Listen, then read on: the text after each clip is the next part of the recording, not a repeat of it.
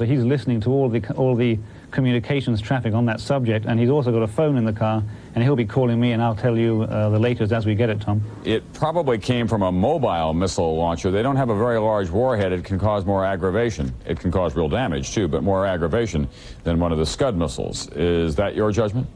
You're certainly correct, Tom, in terms of how much damage a mobile missile will do, but our Israeli intelligence sources have been saying all the while that in western Iraq, which is the area from which missiles have to be fired to have the range to reach Israel, they only have fixed missile launchers. The mobile launchers, we were told by Israeli intelligence, were all in the south facing the American troops. So I wouldn't be so sure yet that it is from a mobile launcher. All right. You stand by there, Martin. We're going to go to the Defense Department now, and NBC's Fred Francis. Fred, how is it possible that missiles could be launched of any kind with all the look-down capacity that we have over there, electronic and otherwise, without being detected?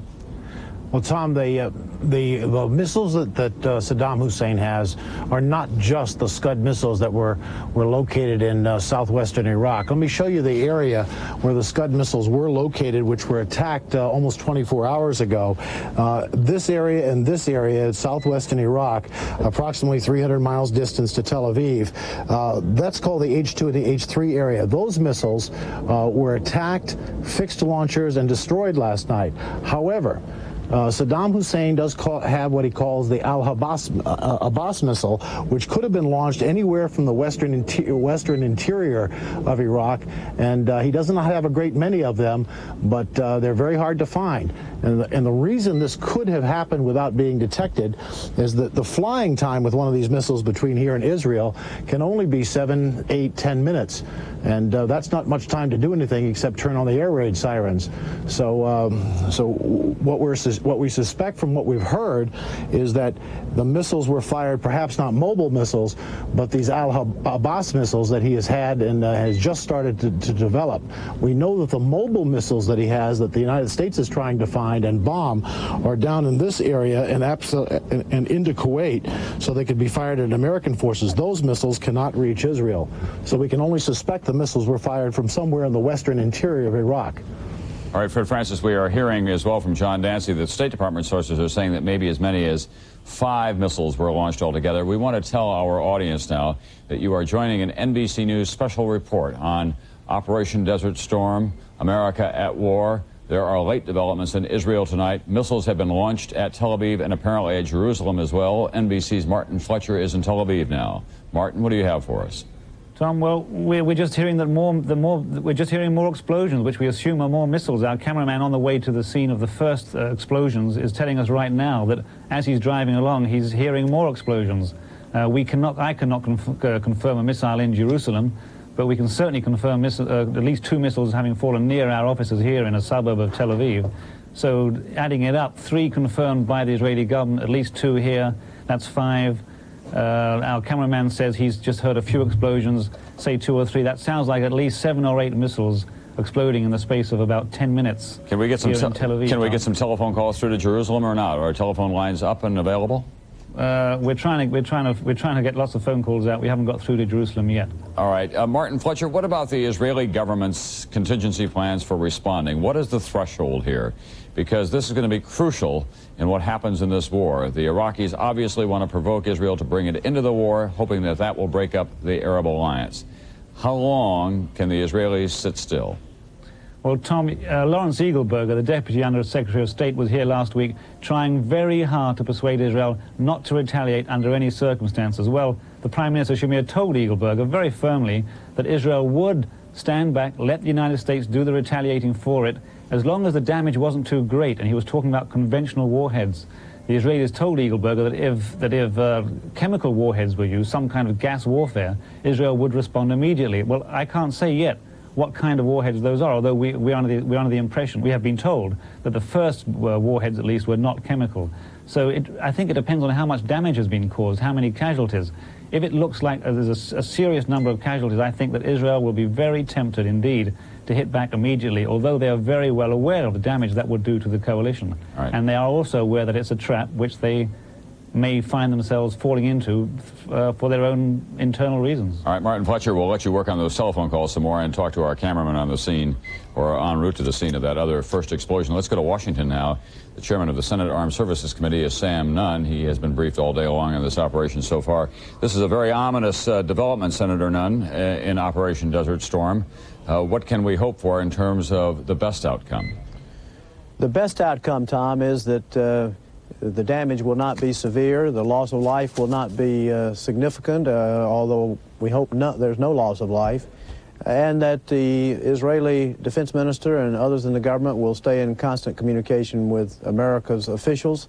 The good news is that we have already established a great working relationship with Israel. Their confidence in our willingness and ability to respond immediately has to be building, because we have taken out the fixed site Scuds. And so this confidence level between the two countries is crucial right now. And I know they're going to be tempted to respond, but they may not.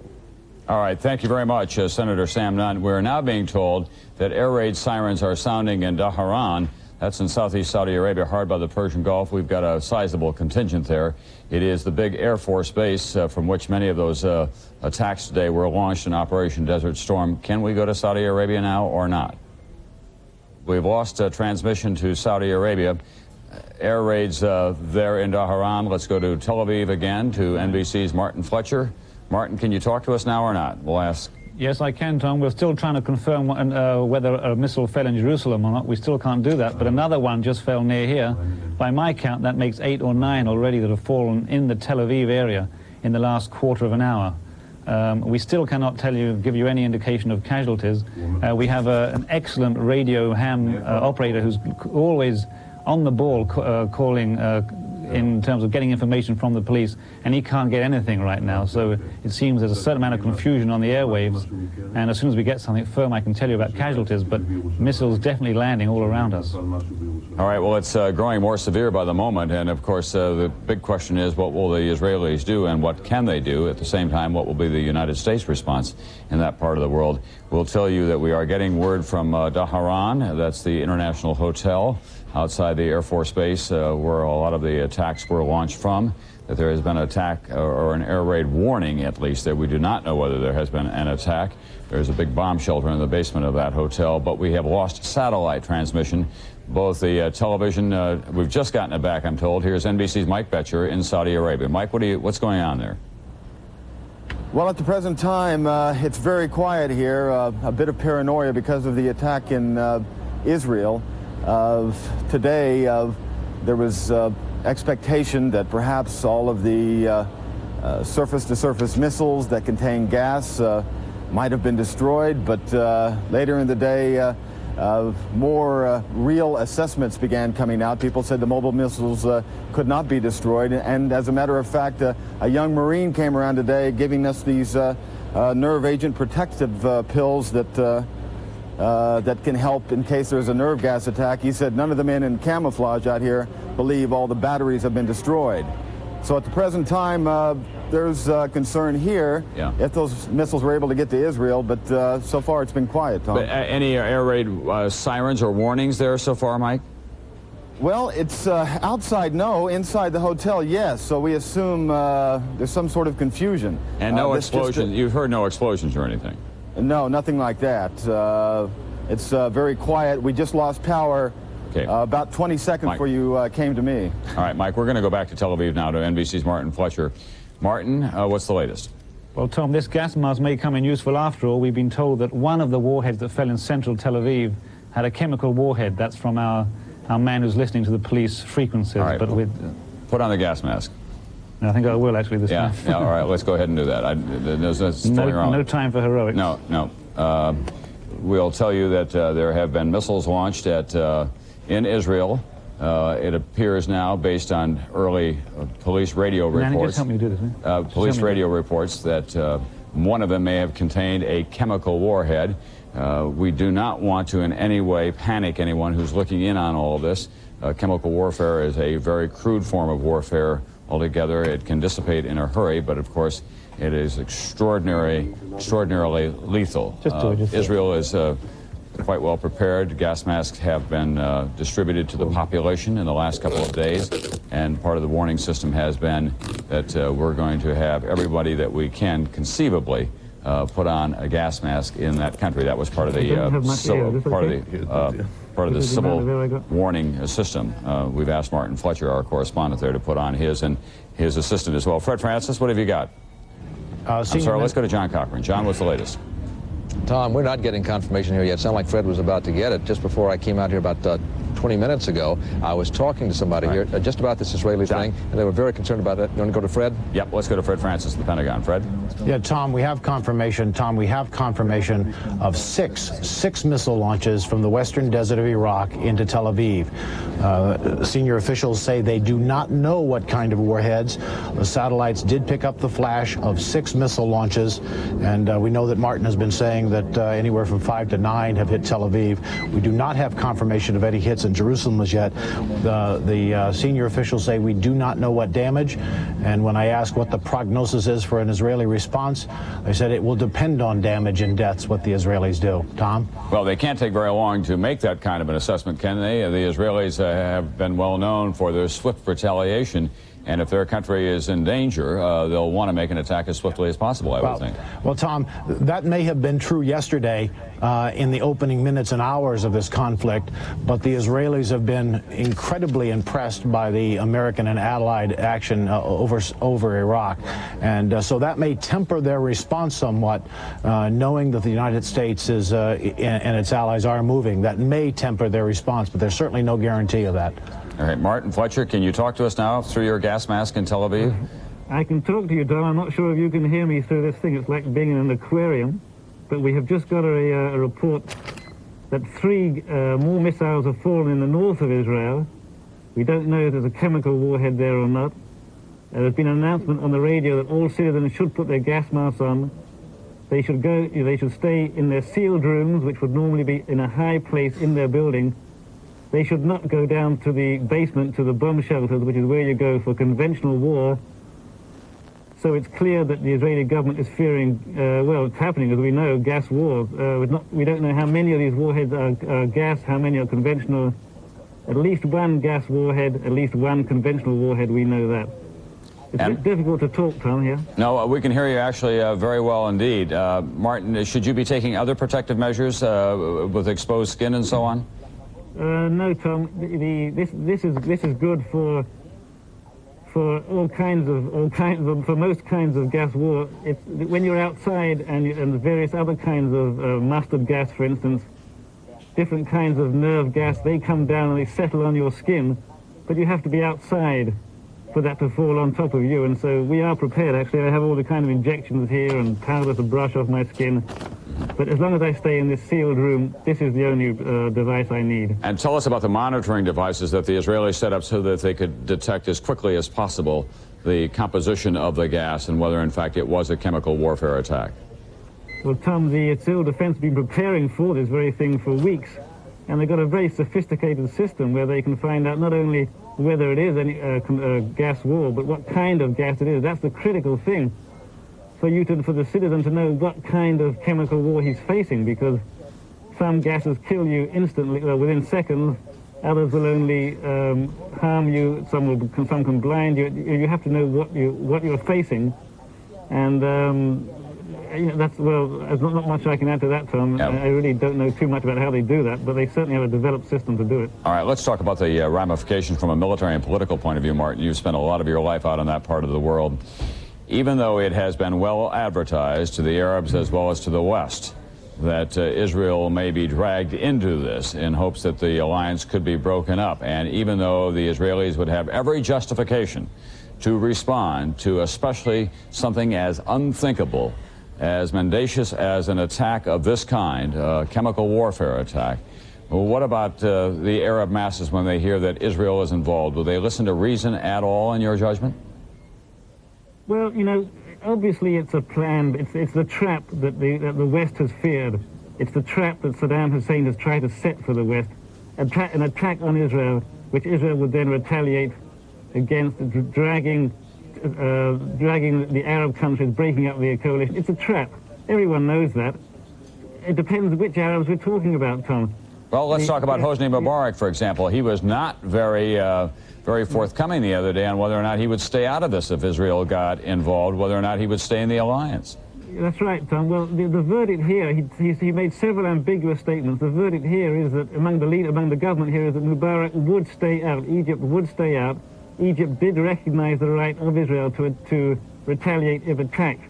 Even Syria has said that if Israel is attacked by another Arab country, then Syria would not necessarily intervene if Israel retaliated against that Arab country. One has to remember one thing, that those Arab states that are lined up with the United States against Iraq are countries that have their own interests at stake. And Syria, for instance, which is always seen as the weak link in the alliance, the American alliance against Iraq, Syria is a long-term enemy of Iraq with very definite interests, which culminate in deposing Saddam Hussein. So my bet would be that because of the nature of this attack, especially if there are many chemical warheads, I'd say that personally that the Arab coalition against Iraq would stand. Of course, I'm speculating. Or at the very worst, maybe just be neutralized momentarily. I would say so. And don't forget one thing: in terms of sheer instant power, if Israel, with its air force, with its military power, were to take the place of those Arab states lined up with the United States, the combined American-Israeli fighting power, on an instant basis, in America would be vastly strengthened by having Israel on its side. However, of course, that would terribly complicate the post-war period. There is no end to which Saddam Hussein will not reach in an effort to achieve what he wants to now, a chemical warfare attack. It appears tonight in Tel Aviv on Israel. Martin, we'll give you a few moments to collect yourself and to get some additional information for us, if you can there. NBC's John Cochran at the White House. John, it had been going by all accounts well, but there was great caution at the White House all day long. This was the great political fear of the administration, wasn't it? That's right. Just about a half an hour ago, I was talking to an official here who's been monitoring this very carefully. He said, if we can just get through the night, if the Israelis stay out of the war, we may be home free. We were talking at that time about would the Syrians go into join in a ground attack into Kuwait, and he thought that as long as the Israelis were out of the war, the Syrians would keep their private word to the coalition to join in an attack into Kuwait, although the Syrians said they would not go into Iraq. Of course, that's the kind of thing, all bets would be off if the Israelis got into the war. And I can kind of confirm what Fred Francis and others have been saying the last few minutes, which is, if indeed the attacks on Israel were not great, the United States did not expect the Israelis to join in, that in fact the Israelis would let us do it, Tom.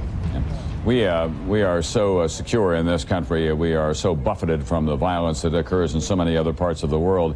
It's hard, I suppose, for many Americans to imagine taking 5 missile hits on your principal city in a country and trying to decide yet whether that was a major hit or not. Do you have any idea what the threshold may be before the Israelis would feel compelled to strike back, John? Has that been worked out in any way, or will there just be consultation? Well, the person I talked to didn't know what the threshold would be. He talked about minor. I don't know what minor is. And of course, Martin Fletcher seemed to be talking about if there were only 3 or 4 hits, and of course if they were not chemical.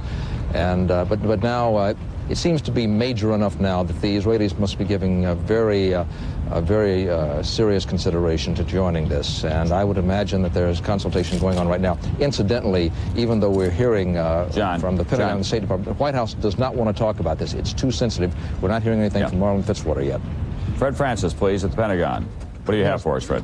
Tom, an official told me this is not minor. This is a major attack on Israel.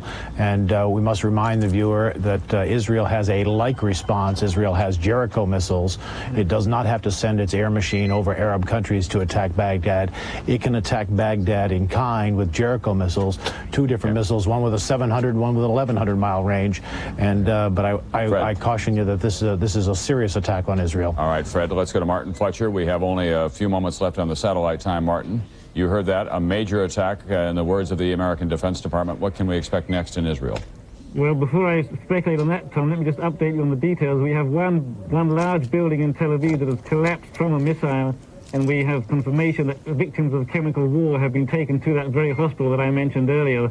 So it looks pretty serious, and it's the kind of attack that Israel said, if it happened, they'd take retaliation into their own hands. I can't say now what they're going to do, but they said chemical war means Israeli retaliation. Yeah, it is a very bad situation, getting much worse moment by moment. It seems to me absolutely unavoidable for the Israelis to stay out of this, if that in fact is the case. What kind of a building was it that was collapsed, Martin? Do we know? Was it residential or commercial? Don't know if it was residential or commercial, Tom. We're trying to find that out, but there are victims which suggest that it was commercial. That it suggests it was residential.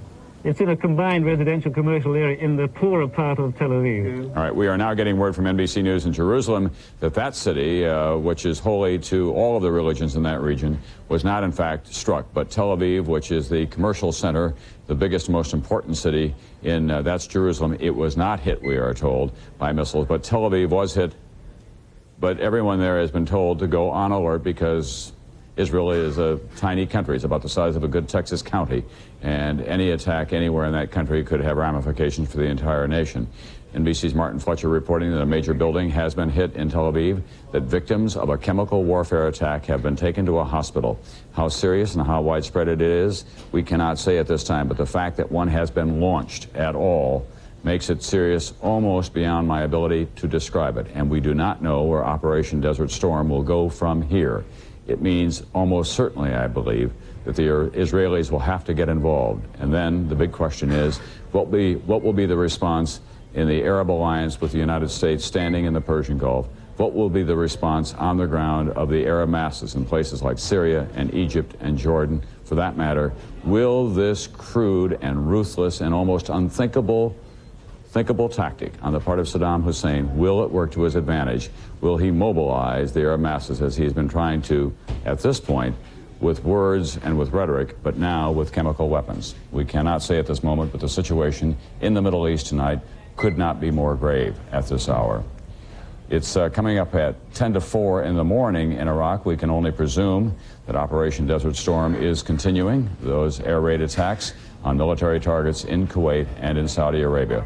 We want to go now to NBC's Fred Francis at the Pentagon. Fred?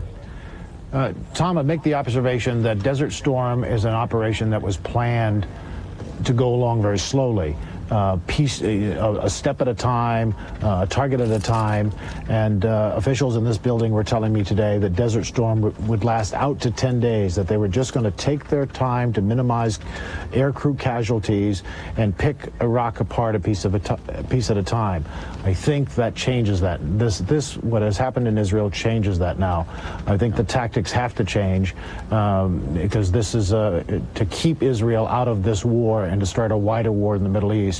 I don't think the U.S. Defense Department can go along with its original plan, and that, I fear, is what we're going to see in the hours ahead. All right, Fred Francis, we want to go back to Martin Fletcher now in Israel. He is still there, available to us on the satellite.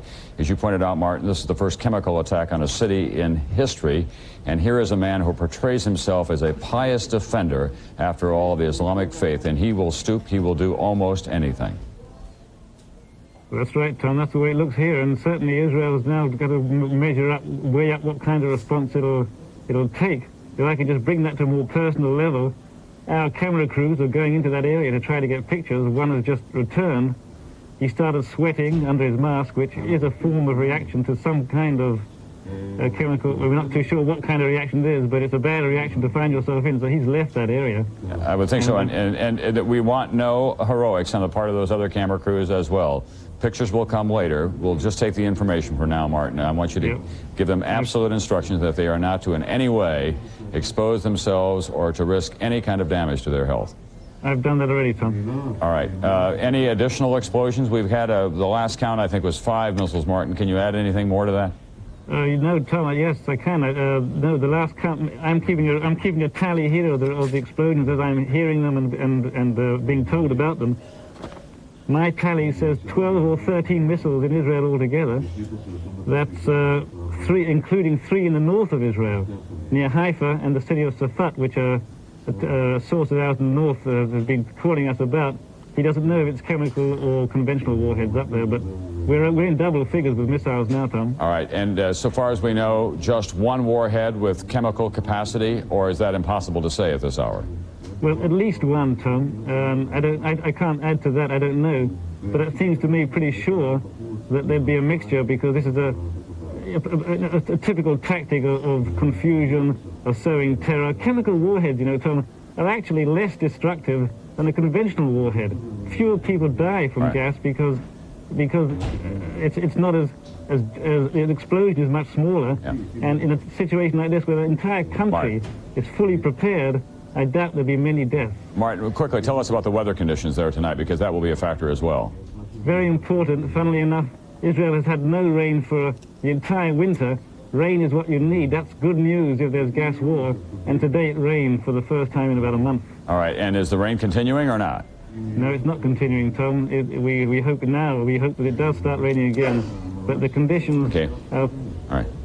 Martin, we're just going to ask you to sit there and to tell us all that you know, as long as we have satellite capacity. Israeli radio, of course, is the great connector in that country. What are you hearing from Israeli radio tonight?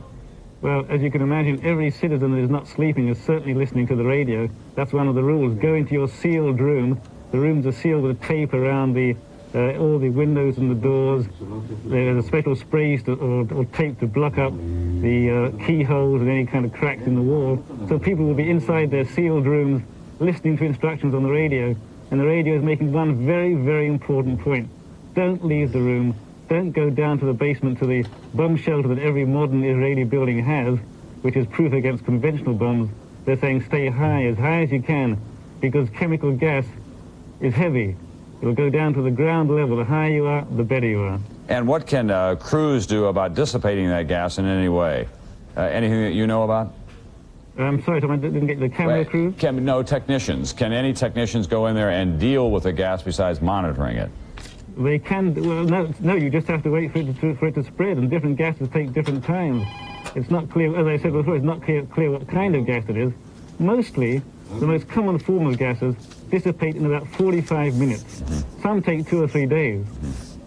All right, Martin Fletcher will tell you as well that the Belgian radio is quoting tonight the Iraqi ambassador to Belgium as saying the attack on Israel is coming, the decision has been taken, the timing, of course, is a secret, but then he went on to say it will be a very long war, that Iraq deliberately made very little response to the early Allied attacks for strategic reasons. Obviously, it wanted to hang back, maybe even create some false security so that it could launch these attacks tonight on Israel. And you'll recall last night, Martin, the Israeli officials were very impressed with what appeared to be the efficiency of the Allied attacks on Iraqi military targets. But then earlier today, you did hear that this attack may be coming. That's right. It shows you rather how gullible one can be in the face of an apparent success. But as I reported on nightly news earlier, the military intelligence officials told NBC News that if Saddam Hussein was going to attack, they expected tonight would be the night. That's what we said earlier. If they're going to attack tonight, and that's what happened. So Israeli intelligence was expecting it. All right, they were expecting it, but did they put out any kind of a special warning, or were they worried about panicking the people? No, they didn't have to put on a special warning, Tom, because they already did it yesterday. The entire country is in a state of national emergency. That means no one's leaving the house. They're all sitting around with gas masks under their beds because it's nighttime. So all the preparations were taken. That's why I said before, as all preparations have been taken, with any luck, there won't be too many casualties because the country was expecting this attack. We have known in the past, of course, that the Israeli military unleashed in that part of the world is one of the most lethal in the history of civilization. Martin, describe for us the state of readiness tonight of the Israeli military forces. Well, the Air Force is fully alert. The Army did not call up all the reserves because they don't expect any kind of ground mobilization, any kind of need for ground forces to go through Jordan, to go through land neighbors, Jordan or Syria. The Air Force on top alert, intelligence on top alert, civil defense on top alert, partial alert in elements of the Army. I know that the elements of the mechanized brigades have been called up, but mostly I think they're actually to control the Palestinians in the occupied territories. And also, two divisions were called up about a couple of weeks ago to go into the north of Israel. Israeli pilots sitting in their cockpits on tarmacs tonight?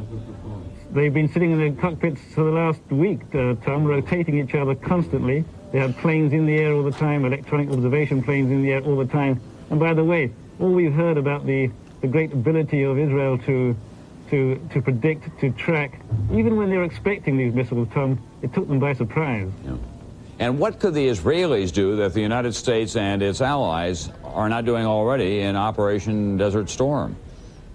Well, the Israelis aren't doing anything. They're waiting to find out if they're going to attack tonight. You know, But if they do attack, what more damage could they do than what the United States is doing right now? I mean, what is it that the Israelis could do that is not being done to Iraq and Kuwait at the moment? I'm with you, Tom. I understand the question. Unfortunately, I don't have the answer. Israel's certain priority will be to go to find those missile sites and stop any more attacks. That's what they promised. Then it becomes a matter of, will Israel join the war against Iraq? Will Israel feel the need to punish Iraq for the attack? Or will Israel be happy enough just to make sure there is no further attack? Personally, I believe that with the government Israel has, Yitzhak Shamir, Ariel Sharon, it is a right-wing government. It is the most right-wing government Israel has ever had. I personally find it very hard to believe they sit back and just take it, Tom. Yeah, they would have to get in for political reasons, if not for military reasons at all, because after all, they cannot long survive as a nation if they're willing to take this kind of an attack. That's right. My guess is, given the gravity of this attack, Martin, I think that it's fair to say whether it were a Labor government or a Likud government, that there would be a response, and it would have to become immediately. I think it's certainly fair to say what you said, Tom. However, what kind of response is the key? Can this government limit itself to a response that the coalition that America so carefully crafted can accept? Right. Will it be a limited response? Will it be a total response? We'll just have to wait and see. NBC's Martin Fletcher, we're going to keep you on the screen there for just a moment as we tell our American television audience that we are continuing our coverage of Operation Desert Storm, America at War, and now, very possibly, Israel at war as well. It has taken a grave new turn tonight, this war in the Persian Gulf. Iraq has launched a missile attack, maybe as many as a dozen missiles on Tel Aviv, the principal city of Israel, and at least one of those missiles had a chemical capacity. Israeli citizens and others are being treated for chemical wounds. One big building in Tel Aviv, we're told, has been collapsed. There have been injuries. The reason that this is so grave, apart from the apparent reasons, the obvious reasons of people being put in mortal danger as a result of this missile attack, is that it has widespread political ramifications. The Iraqis would dearly love to provoke Israel to join this war in the hopes that would break up the Arab alliance, which has been one of the linchpins for the American operation in the Persian Gulf. NBC's Fred Francis at the Pentagon. Fred? Tom, a senior Pentagon official has just told us that they are confirming multiple launches of Scud missiles and probably mobile missiles from inside Iraq. The official said that Martin saying they heard 9 to 12 explosions. He cautioned us that there were secondary explosions also that Martin heard. So we may not have a full-scale, all-out attack of mobile Scud missiles on Israel. Some of the explosions that Martin may have been hearing would be secondary explosions, according to the Pentagon. But satellite photography, satellite imaging has picked up launches, but not as many as the explosions as Martin has heard. Yeah, but in fairness, Fred, the fact is it took us a while to get that confirmed at all, and they didn't pick them up until they landed, even though that they were able to get the satellite photographs. Let's go back to Martin Fletcher now. Martin, now you were listening to all of that. Some of those may have been secondary explosions. Any additional information on the ground in Tel Aviv? Well, Tom, I wouldn't like to get into a discussion about how many, because frankly, I'm just not familiar with the sound of chemical explosions, because as nobody is in this city.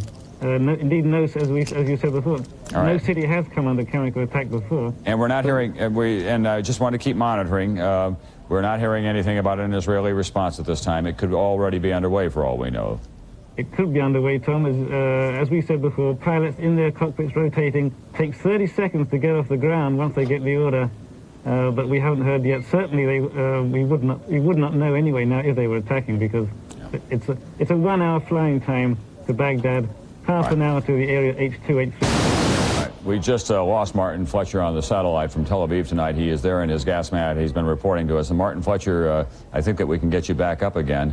We had a brief interruption. We'll tell you that NBC is now able to confirm that 28 U.S. war jets have now taken off from the Incirlik Air Base, which is near Adana, Turkey. Turkey, of course, has been a key ally for the United States as well. It is on the northern border of Iraq. It is a member of NATO. Martin Fletcher, you hear us, and I think that we can see you now as well. you were saying we do not know when or how the Israeli response will come, because after all, that's part of the secret to their military success in that part of the world. Any more information on that earlier explosion at the building and the reports of some chemical wounding? I'm afraid no more reports, Tom. Our information came from our man on the scene. I don't blame him for leaving the scene, frankly. So I'm afraid no more information at this time. Nothing over the police radio, nothing over the radio. The national radio is simply telling the people to stay in their rooms. It's not reporting any of the explosions. It's just moving on to other subjects once it's warned the people to stay in their rooms. All right. No other news about what may have happened or where it may have happened. It's been, what, now, about 20 minutes or so since you heard the last explosion? Yes, about that time, 20 minutes, yeah. So it may have been a single attack. They may have thrown everything that they had, but then we cannot say with any kind of a certainty at this hour, obviously. I'd guess it was a single concentrated attack, Tom, because once those missiles go off, there's a pretty strong chance that their position can be located. So I'd have thought they'd get rid of them all in one go and then keep quiet. Right. All right, Martin Fletcher, we're going to go to a man by the name of Gary Milholland. He's in our Washington, D.C. studios right now. Mr. Milholland, what kind of capacity do the Iraqis have? You've heard this, I dare say, very lay description of what we believe is going on in Tel Aviv tonight. Based on that very sketchy description, can you at all share with us what may be happening there? Well, it appears that the bad news that we've all been dreading has come to pass. That is, Iraq has finally launched its imported Scud missiles at civilian targets in Israel, and one of them, at least, it appears, carries a chemical warhead. All right, but tell us about the capacity that they may have on that kind of a Scud missile and what kind of chemical weapon it would be and how much damage it could cause. Give us a description of that in as much detail as you can. Well, it's hard to predict. They could have, the missile could carry mustard gas, it could carry nerve gas. Iraq is known to have both of those and to have weaponized them both.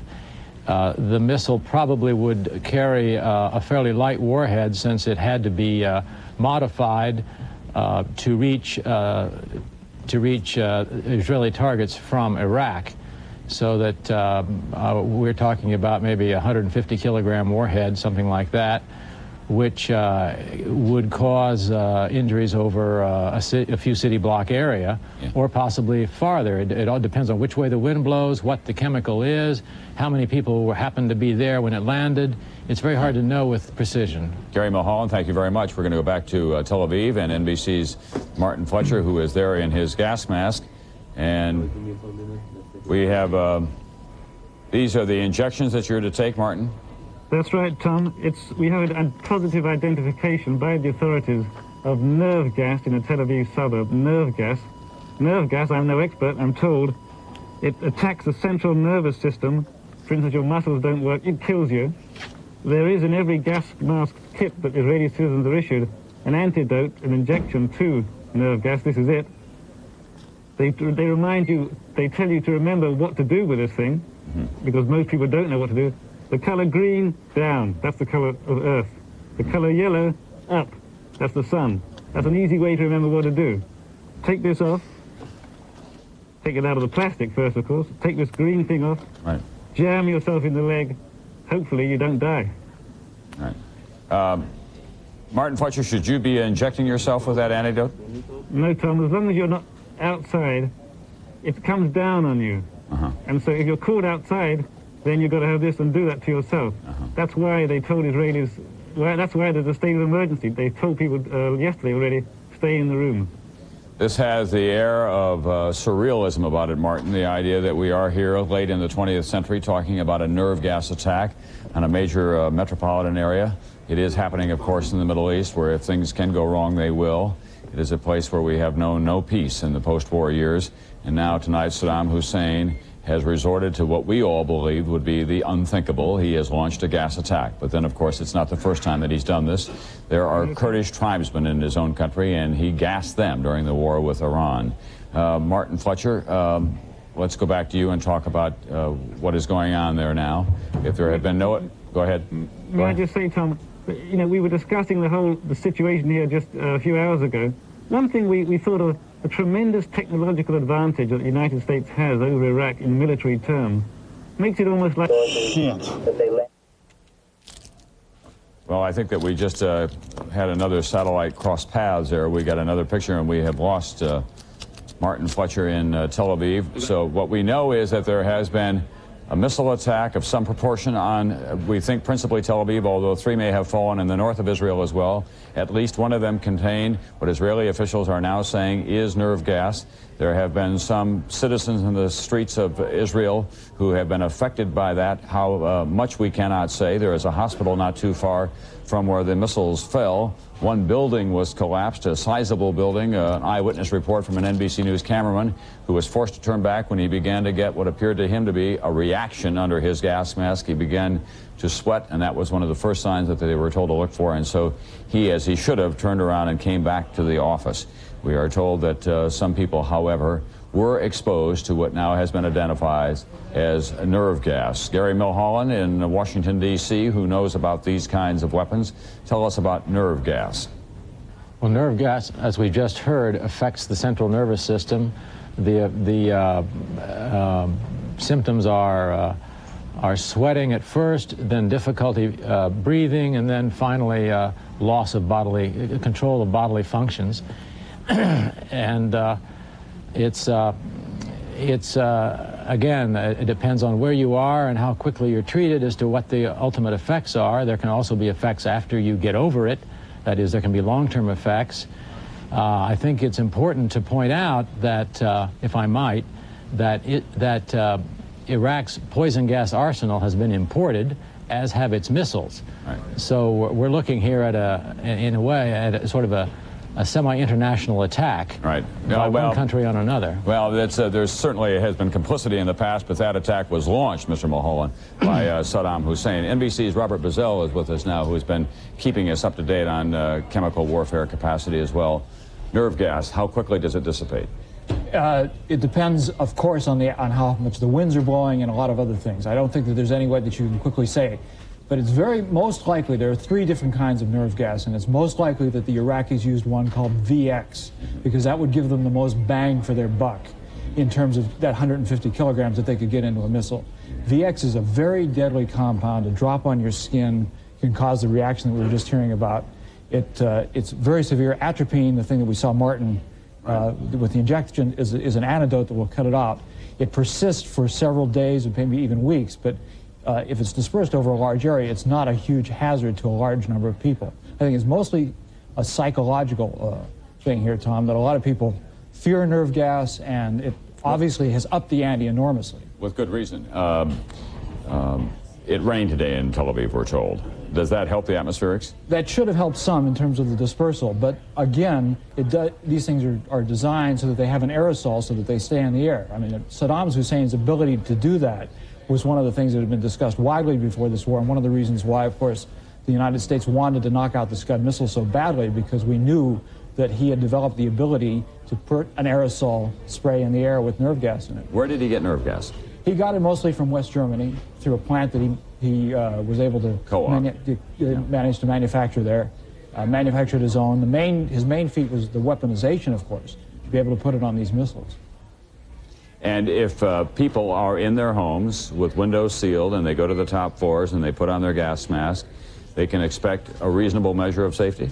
A reasonable measure, but again, if it's nerve gas, and as the Israeli radio reported, it can cause damage by just touching the skin. The gas mask alone is not enough, and that's why Israelis were told to have a room in their house which was completely sealed, and Israelis were told to have that room where they could go to and stay in the house and stay away from any possible skin contact. All right, Robert Bazell, there's a man in Washington right now by the name of Seth Karras who knows a lot about nerve gas as well. Mr. Karras, this is about as ominous a report as you can possibly imagine that we're hearing from Tel Aviv tonight. What's your immediate reaction based on the descriptions that Martin Fletcher and others have been giving us? Well, I have to admit I still don't have a clear picture of exactly what happened, and I suppose it will be some time before we know the extent of the effects. That's really going to be the key, because if the effects are relatively limited, it might be possible to contain the consequences. I suppose part of it for almost all of us is this the unknown. There is no greater horror to most of us than nerve gas or chemical warfare of one kind or another. We live with the threat of nuclear warfare, and conventional weapons now have the capacity to kill a lot of people over a wide area with one single blow, but it is this kind of unseen evil that causes so much fear. Should we be worrying as much about nerve gas as, say, a bomb dropping on Tel Aviv? Well, the potential for killing people, unfortunately, is much greater for a warhead with nerve agent than with high explosive.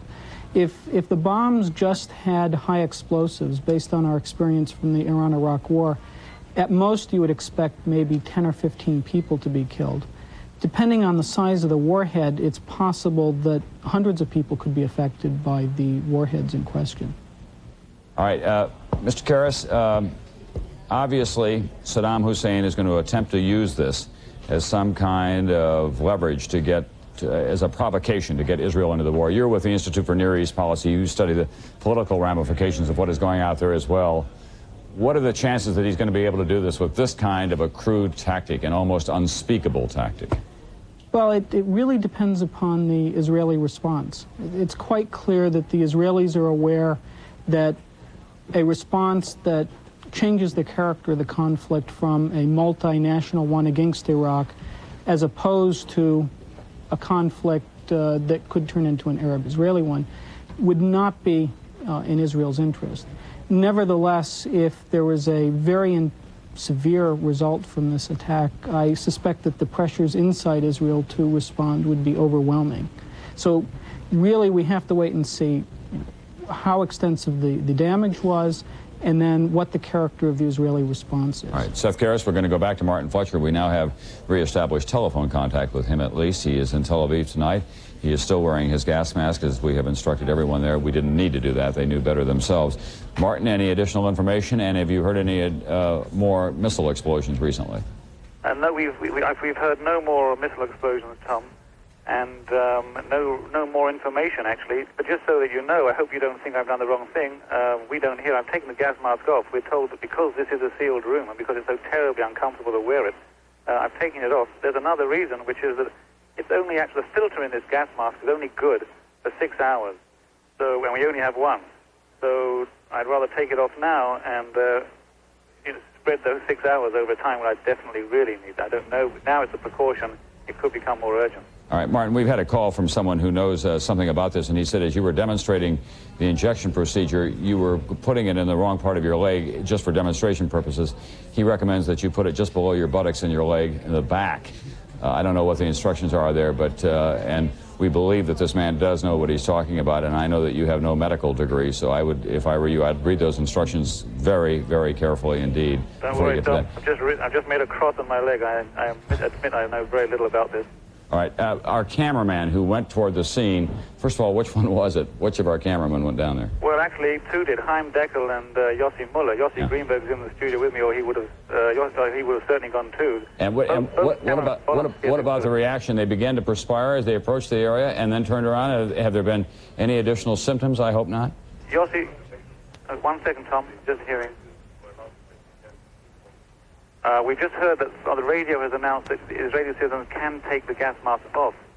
So we assume from that the gas attack is over. I'm not sure exactly why that would be, but the radio has made that announcement, Tom.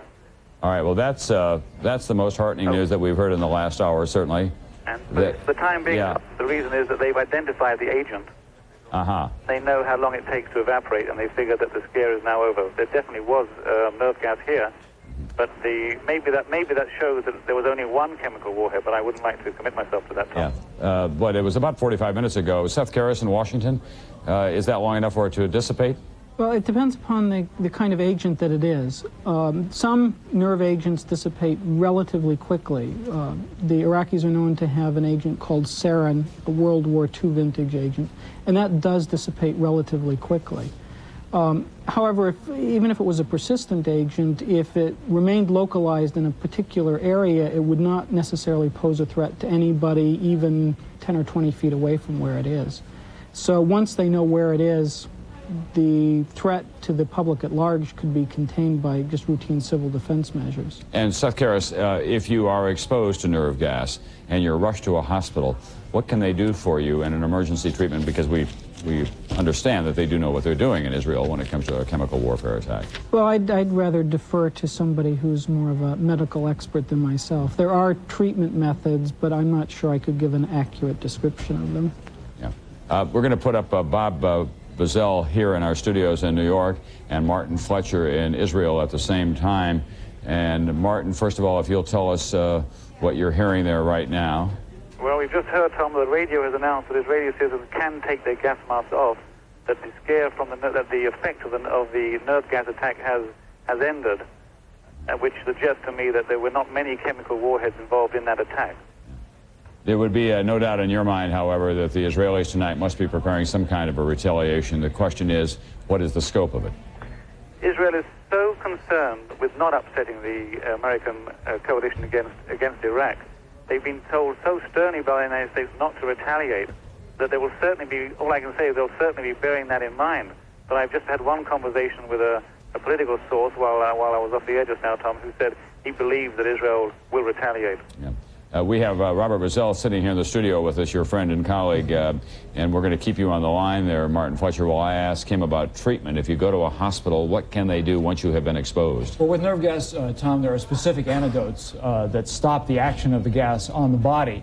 One of the things that's significant is that Mike Betcher reported earlier today that American troops in the field, infantry, were beginning to take pills which are an antidote. Now, you can take pills in advance in preparation for taking nerve gas. And to many people that I spoke to today, that was a very ominous sign because they thought that there was a fear that the American troops might be receiving a nerve gas attack. Saddam Hussein is known to have much more nerve gas in artillery shells than the few that he had in long-range missile shells.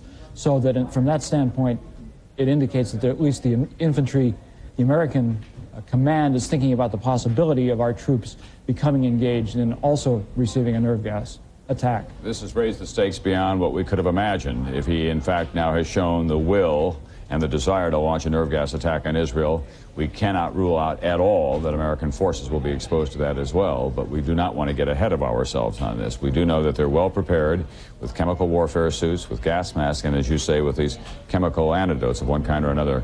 NBC's Martin Fletcher in Tel Aviv, still on the telephone with us, and still no additional explosions. It's now been about an hour by my reckoning, Martin, since you first reported to us that there were explosions heard and air raid sirens going off in Tel Aviv. Nothing more, right? Nothing more, Tom, although I can amplify what it means here when they tell you on the radio to take off the gas mask. They've said take off the gas mask, but stay inside the room that is sealed against chemical warfare. Stay inside the room. If you hear an explosion, put the gas mask on immediately. That's what they've told us. Mm-hmm. And Israeli radio gone back to regular programming at this hour? Israeli radio, I'm not sure, to be honest. I can't... we're monitoring it all the time. I didn't ask that question. The regular programming, well, you know what, Tom, I can answer. They've had regular programming the whole time. Mm-hmm. They announced that the explosions, but then they didn't amplify that and went straight on to regular programming. And Martin, what about Israeli television right now, Tom, and there's a singer on. Music. That is amazing. Here we are in the United States going wall to wall with coverage of what is going on in Tel Aviv about a nerve gas attack, and on Israeli television, they've got a singer on the air. There's a guy playing a flute, Tom. It's part of the psychology of living and dealing in the Middle East, I guess, Martin. You can play the flute while a nerve gas attack is underway, part of the coolness of it all. And the decisions that are being made now in the apartments of Yitzhak Shamir on a hill on a street in Jerusalem, Moshe Aaron's the defense minister as well, and we can only imagine what they may be planning now for Iraq. Martin Fletcher, we saw an awful lot of reports from you and others with the distribution of gas masks throughout Israel. Was it pretty complete? Did everyone get them, including the Arab citizens who are living there? Well, Tom, it's every Israeli citizen got a gas mask, Jews and Arabs. The problem is Palestinians, who do not count, of course, as Israeli citizens, living in the occupied areas of West Bank and Gaza Strip, did not get gas masks, although Moshe Aaron told me, the defense minister told me, for instance, that every person, including Palestinians, would get those masks. They didn't get the masks. They were not going to get the masks. A lady in Bethlehem, a Palestinian woman, sued the Israeli government in the Supreme Court, saying that Arab life was as dear as Jewish life and that they should get gas masks too. The Supreme Court overruled the Israeli army, and the Supreme Court ruled that every Palestinian should get a gas mask. What happened then was that gas masks were issued to Palestinians. However, of the 1,750,000 Palestinians, only 1/10, 175,000 gas masks, 175,000 Palestinians got gas masks because the Israeli government ran out of gas masks. All right. Martin Fletcher, we're going to go to Washington now. And Robin Wright, who has written widely about the Middle East after having spent a lot of her journalistic career there. Robin, the big question tonight, of course, is will the Arab coalition hold if Israel does make a retaliatory strike against Iraq as a result of this nerve gas attack? And it does seem almost certain that Israel will strike back. Well, it will be the ultimate test of the coalition. I think the best hope is for the Egyptians to remain partners. The great test will be, of course, the Syrians. They have indicated that they may break with the coalition if there's a new component, if the Operation Desert Sword is expanded to become the Middle East's sixth modern conflict. Yeah. Hafez al-Assad is hardly the Boy Scout of the Middle East. He is the dictator, the strongman of Syria. He has made some overtures in recent days to Saddam Hussein in Iraq. But would he, at this point, when his reputation is a little bit on the mend, would he want to identify himself with Saddam Hussein after a nerve gas attack on a city? Well, that's the ultimate question for him. His participation in the coalition has been very controversial at home. He is, in effect, pulled in both directions. It's not advisory for him to become affiliated with Saddam Hussein, but he also can identify with a broader Arab-Israeli conflict on the American and Western side. Robin, what about Saddam Hussein? We have asked everyone who has had any 30 minutes of study of this man, met him or has been a student of him, about what he is likely to do next. This was the kind of unthinkable episode that we didn't want to believe would become reality. But can he go farther than this in your judgment? I think he can. I think he is sending a signal that he's prepared to unleash everything he has in order to stave off a Western attack, to hold on to Kuwait. There were indications that there was limited use of biological weapons, anthrax. At the end of the 8-year Iran-Iraq war, it is possible that he will try to go one step further and unleash something containing biological weapons as well. All right, Robin Wright in Washington, thank you very much. Bob Bazell, our medical expert, is here with us in the studio, and he has been reading up on and making himself expert on the capacity that Saddam Hussein has, both for chemical and biological. Is the biological factor overstated? We don't know yet, Tom. The problem is with Saddam Hussein has a proven capability, which he just proved tonight in his attack on Tel Aviv and possibly other parts of Israel, that he has chemical weapons. He's used them in artillery. Biological weapons, he has denied that he has, and we don't know whether he is able to put them in weapons, in artillery shells or in missiles. It's rumored, the CIA has said that. Our troops have received inoculations against the possibility of that happening, but we just don't know. It's a big if. Biological weapons have never been used in modern warfare except one time when the Japanese used them against the Chinese at the beginning of the Second World War, and they were not terribly effective. Quickly explain the difference between a chemical and a biological weapon. A chemical weapon is an agent, a chemical that attacks usually the nervous system or the skin. A biological weapon is germ warfare, the spreading of disease intentionally. All right, thank you very much, Robert Bazell. We'll go down to Tel Aviv and NBC's Martin Fletcher. Any additional updates, Martin? Yes, Tom, the siren has sounded, but it's not an alarm siren. It's what they call a calm-down siren. So I'm not sure whether that just means that it's just a pacifying move by the government or whether it means the whole scare is off.